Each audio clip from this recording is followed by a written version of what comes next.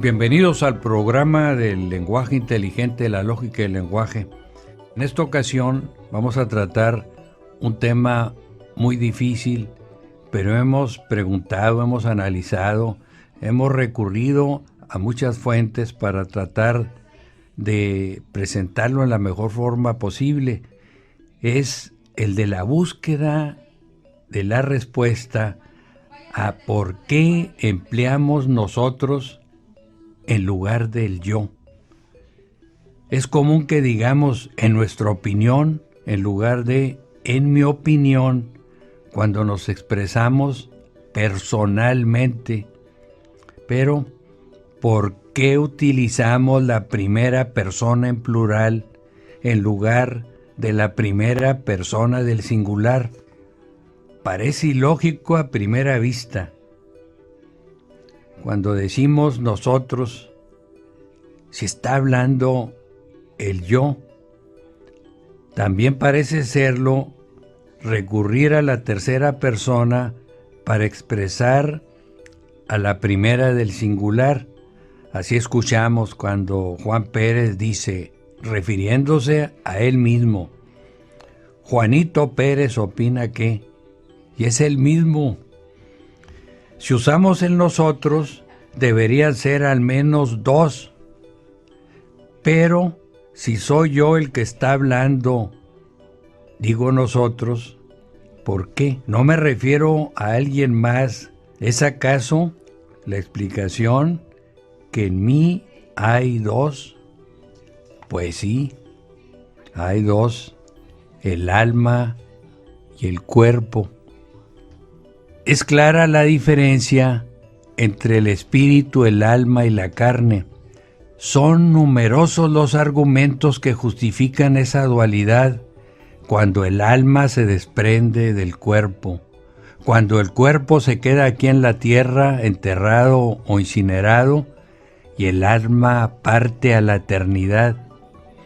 En la cultura romana, el alma que se desprendía tenía que abordar la barca de Caronte e incluso al cuerpo que se quedaba en la tierra se le colocaban monedas para que su alma pagara el peaje. En mi adolescencia leí El pesador de almas de André Maurois. El tema es el de un médico que dedica varios años de su vida a intentar capturar el alma de su novia antes de que migre a la eternidad. Cuando lo logra, guarda el alma en una ánfora. Esta es ficción, pero con el análisis lingüístico, lógico y gramatical, buscamos la realidad, el motivo por el que utilizamos el plural. Fíjense, dije utilizamos y me estoy refiriendo a mí, pero estoy empleando la primera persona de plural en lugar de la del singular. Las explicaciones son varias, la que acabamos de decir, la del cuerpo y el espíritu, la del alma, que son dos, la del plural majestático, la de los antiguos, también cuando se emplea con un propósito de humildad. Pero, ¿cuál es en la que estamos pensando cuando utilizamos el nosotros en lugar del yo? En mi caso, me doy cuenta de que cuando lo hago, no estoy pensando en el plural majestático, en una costumbre, en imitar a los romanos o a los egipcios o en un tropo. Me inclino por la más razonable e intuitiva. Efectivamente, soy dos. Mi yo está integrado por dos, cuerpo y alma. Cuando analizamos esta dualidad, este uso al que tendemos, porque, como los romanos, sabemos, reconocemos que en nuestro yo hay dos. También, estando conscientes de nuestro plural, justificado por la dualidad, lo empleamos, es cierto, cuando queremos hacer a un lado el yo, que puede ser presuntuoso e inoportuno, pero estamos conscientes, insistimos, en que somos dos en un yo. Por asociación de ideas con esta realidad del yo, que son dos, y con pleno respeto, y reconociendo la infinita desproporción de nuestras capacidades mortales, pensamos en el misterio de la Trinidad, de tres personas divinas en una sola naturaleza. Pero si nosotros, que fuimos creados a semejanza de Dios, con pleno respeto a lo que ustedes puedan o pudieran interpretar, somos dos, cuerpo y espíritu o alma en este sentido. Entonces podemos comprender con las limitaciones humanas que sí se puede entender que en una sola persona haya dos. La realidad, insistimos, es que si somos dos, por eso decimos nosotros opinamos, cuando soy yo uno el que da su opinión. Por ello, este análisis lingüístico-filosófico nos llega a tocar muy levemente, porque la inteligencia humana es muy limitada, el misterio de la Trinidad. El Padre, el Hijo y el Espíritu Santo son una sola divinidad, pero son tres en uno. Nosotros los hombres somos dos, cuerpo y espíritu, en un yo. Es complejo entender este misterio con la mente humana. Sin embargo, cuando la lógica en el lenguaje, el empleo del nosotros, cuando habla el yo, nos hace buscar, estudiar, analizar los criterios, los intentos de justificación, los tropos, el plural majestático, la historia, y encontramos como una probadita el conocimiento de la Trinidad, que solo lo podremos conocer con profundidad cuando nuestra alma se desprenda de su limitante física. Hemos leído muchas páginas de las experiencias que han tenido los que mueren y se les abre la inteligencia para entender y aumentar el conocimiento de lo que estaba nebuloso en la existencia terrena. Lo pueden consultar en el internet, hay cientos. Pero aún en el mundo, unidos los dos, cuerpo y alma, Dios nos da algunas muestras para entender, aunque sea un poco, otros misterios y revelaciones que aceptábamos solo por la fe.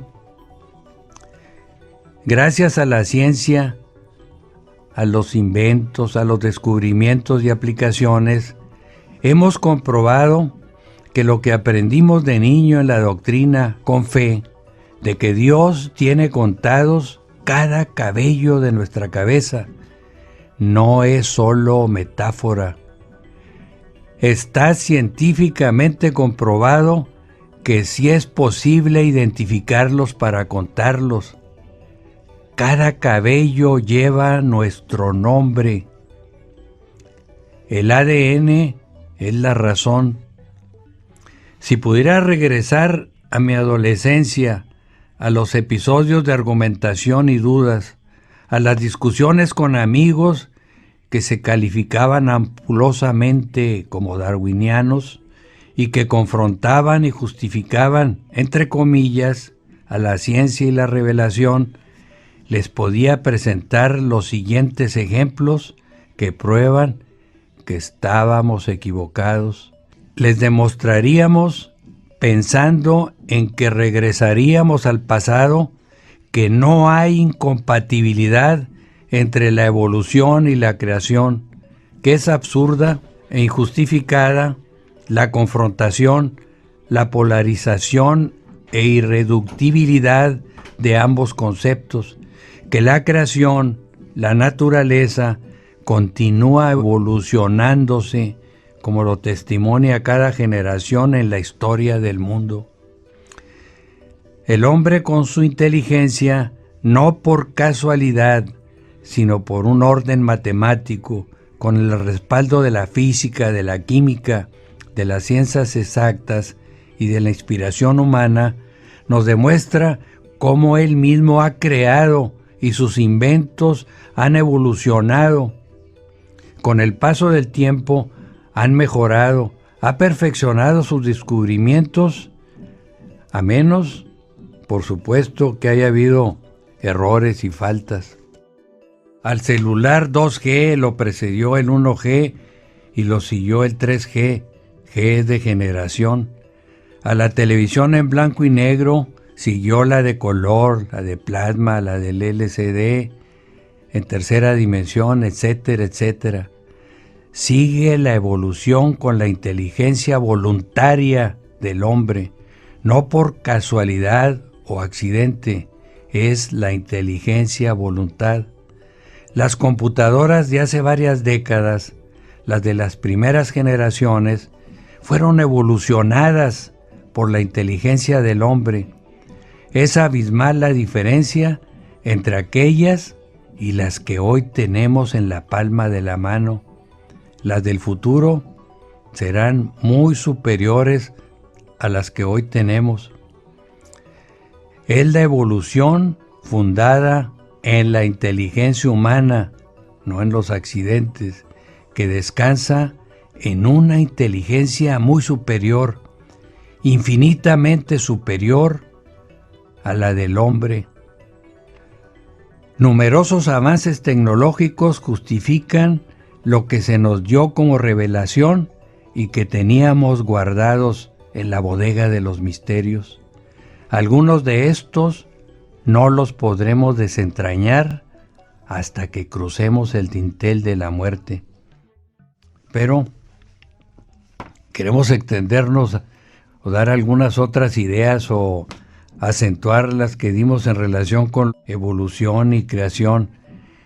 Y podemos decir que estas evolución y creación divina, insistimos, no son términos contradictorios. Puede haber una evolución dentro de la realidad creada, de tal manera que quien sostenga el evolucionismo no tiene motivo para negarle a creación. Dicha creación es necesaria tanto si hubiera evolución como si no, pues se requiere para dar razón de lo que existe, es decir, se requiere que haya algo creado para que evolucione. Hay otros conceptos, ustedes los pueden consultar en el internet, pero haciéndolo con objetividad, porque desgraciadamente es terrible esto que palpamos, que observamos, cómo la mente se deja avasallar por la emoción, por el prejuicio y por otros factores derivados de opiniones externas, es decir, no de análisis propios con base en los silogismos, en el proceso dialéctico que hayan realizado otros, pero que esté justificado, que no lo apliquemos o lo aceptemos en abstracto. Ustedes pueden observar que lo que creemos inteligencia en realidad es una equivocación, es una malinterpretación de lo que sucede a nuestro alrededor. En las cosas más simples estamos equivocados. Hemos insistido, hemos tomado como ejemplo lo más sencillo. Por ejemplo, cuando señalamos y levantamos los ojos hacia arriba y decimos, ahí está el cielo. es decir, arriba, pero olvidamos otros factores. Por eso es tan importante el buscar todos los elementos de juicio antes de emitirlo. Es decir, si la Tierra va girando, movimiento de rotación, entonces el arriba de este momento, dentro de 12 horas va a ser lo contrario, va a ser el abajo de este momento. Y también los antípodas, los que están del lado contrario, para ellos lo que para nosotros en este momento es arriba, para ellos es abajo.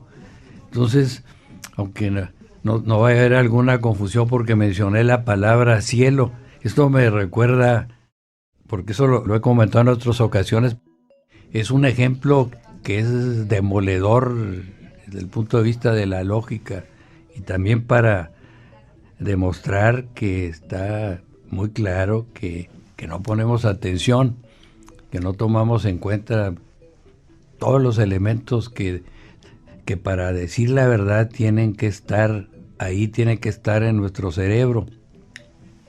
Y hace algunos años, incluso antes de publicar el libro del lenguaje inteligente, la lógica del lenguaje, fuimos a Guadalajara, íbamos a un pueblo cercano ahí, y o sea, dentro del área conurbada, y el chofer que nos llevó vio que me persigné así frente a una iglesia. Dijo, ¿para qué hace eso? Le dije, no, pues porque hay una iglesia.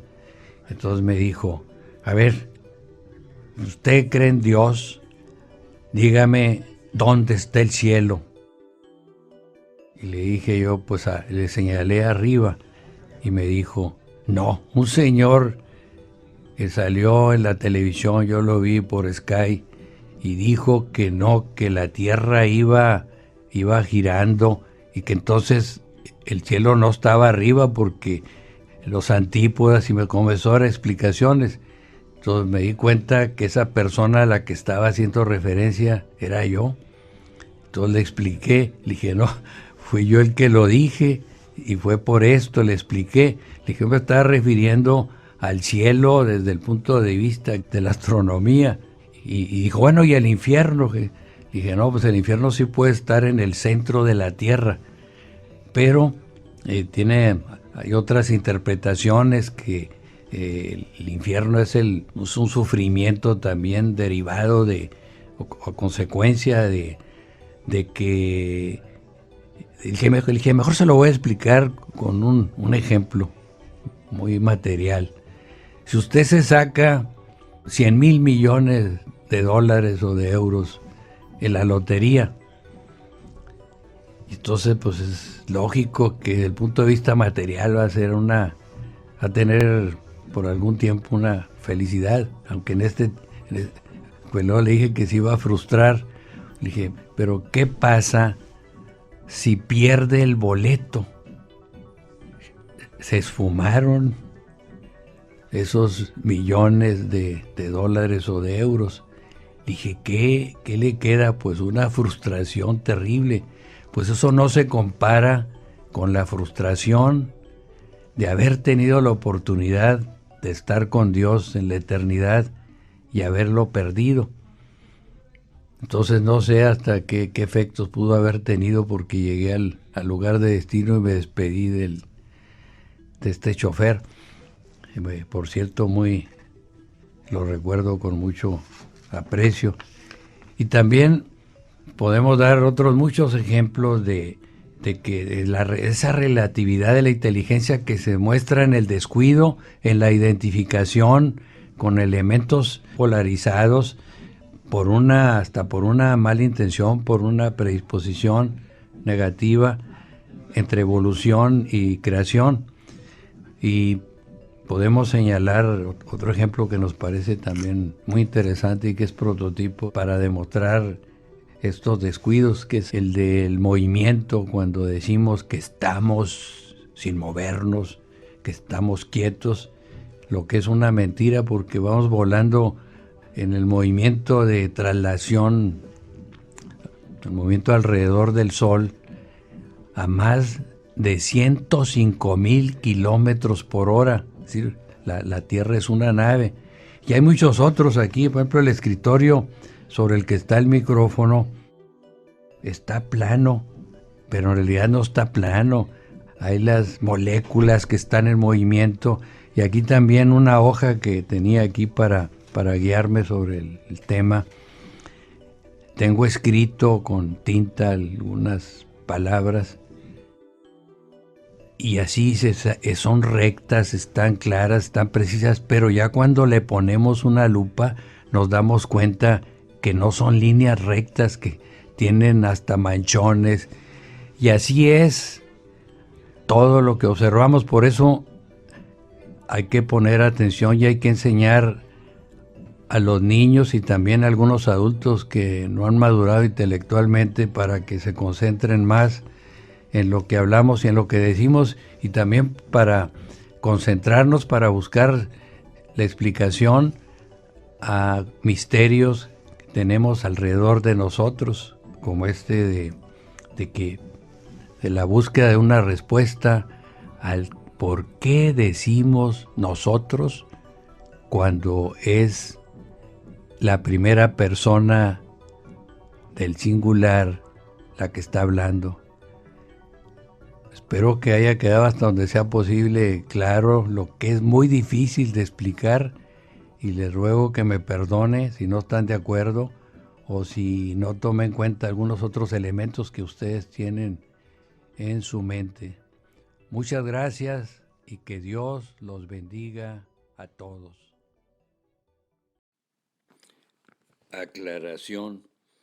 Desde hace más de 10 años presentamos en Frecuencia TEC este análisis del plural majestático y de humildad. Hoy lo revivimos en el 2019. Es una investigación lingüística y conceptual muy delicada y requiere de precaución y rectitud de intención, como debería ser en todos los casos. En nuestra vida, sobre todo en los últimos 50 años, hemos leído y releído muchas páginas de Aristóteles, de Sócrates, de Kant, de Santo Tomás de Aquino, de San Agustín y de otros inteligentes escritores que han dejado su huella en el mundo. Pero no hemos quedado 100% satisfechos, lo que resulta muy difícil, y seguimos con el empleo del plural majestático de humildad y recurrimos a varios teólogos. Seleccionamos las opiniones de un catedrático y el rector de un prestigiado seminario de América Latina, don Gerardo Cárdenas Rodríguez, del padre Jesús Martínez Dávila. Ya antes habíamos hablado con otro teólogo, el padre Marcelo Varela, que analizamos también este aspecto del plural majestático. Los primeros dos, como también el padre Marcelo, han realizado estudios de posgrado en Italia y escucharon los primeros este ensayo y me hicieron observaciones inteligentes. Sin embargo, como esto lo expresamos frente al micrófono hace más de 10 años, no quisimos modificarlo, lo que era difícil, porque sentimos lo que dijimos de todo corazón, conjugado con el cerebro. Con esta salvedad y advertencia, lo incluimos en este medio universal del YouTube que está revolucionando al mundo de la comunicación y la academia. Es una magia cibernética que está al alcance de todos.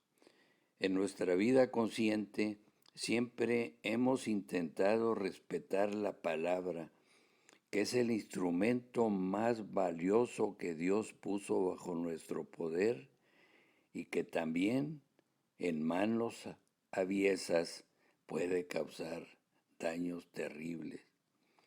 Aconsejamos a nuestros nietos, con los que nos reunimos cuando menos 1 o 2 veces al mes, que cuando lean, escuchen o vean, lo hagan con malicia, pero no con la malicia de la lujuria, sino en las acepciones 6 y 7 del diccionario de la Real Academia Española. La pueden consultar, es muy interesante.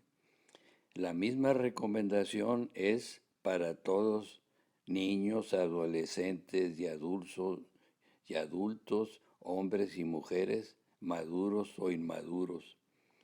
También, como todas las exposiciones sujetas a la crítica dentro de la libertad de expresión, les ruego que me consideren todos un amigo completo, sea la ideología que tengan, sea las tendencias que tengan. En la vida, en todo lo que he escrito, lo que he dicho frente al micrófono, ante las cámaras, he tratado de no ofender y de hablar con rectitud de intención. En más de 50 o 60 años de experiencia, solo he recibido la crítica fuerte de 7 u 8 personas. 3 de ellas me gritaron, me insultaron porque hablaba de Dios y me ofendieron con maldiciones, y a las 3 les dije lo mismo: responde a mis argumentos con inteligencia, no con malas palabras e incoherencias.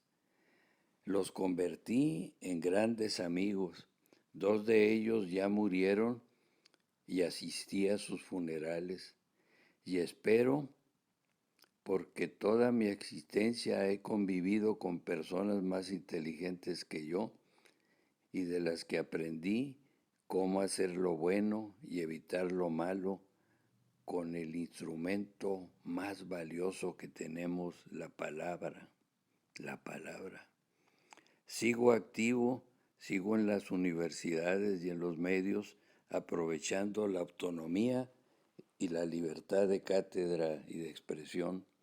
En el tiempo que Dios me conceda, entre paréntesis, esta foto me la tomaron el 14 de septiembre del 2019, no la puse con intención de vanidad, sino de que tomen en cuenta que estoy activo y que gracias a YouTube y en las puertas que se me han abierto en las universidades y en otros centros de conferencias, en esta estoy viviendo intelectualmente la época más grande de mi vida gracias a la tecnología.